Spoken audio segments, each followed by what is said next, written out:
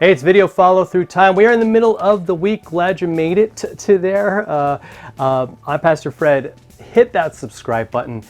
We're continuing to follow through on Christmas. And that means that we're going to embrace Jesus, follow him every day, all the time. He calls us to love, he calls us to forgive, he calls us to believe, and we're going to follow through on that. We're going to see that that continues all the time. So grab your Bibles. We're in Galatians 4, verses 4 and 5. And I want to talk a little bit about heroes. And have you ever noticed, like in the movies like Iron Man or Superman, if you're in the DC side of things, that the hero almost always shows up right in the nick of time. And we kind of get a feel for that in our text today.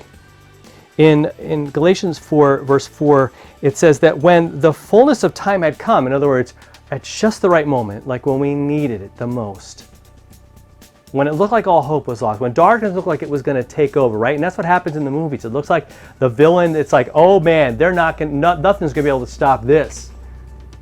And maybe you're feeling that weight of that right now, of something in your life that you're like, I don't know if I can stop this, or this disease. I don't know if I can stop this this shortcoming, this disappointment, this depression, this anger. I don't know if I can, it looks like it's going to win. It looks like it's going to just destroy me completely. In the fullness of time, he says, God sent forth his son, born of woman, born under the law, right? That's kind of the miracle of Christmas, right? In that one verse. Born in Bethlehem, right?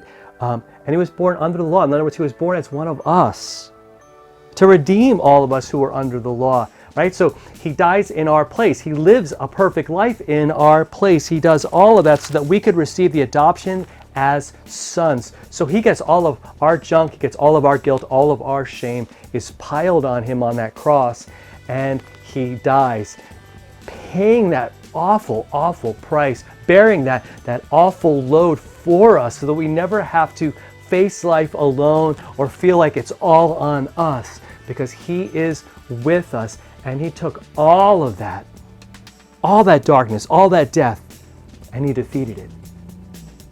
And instead he gives us forgiveness. Instead, we get to be adopted by God because Jesus paid and made good on all the requirements of the law for us in our place.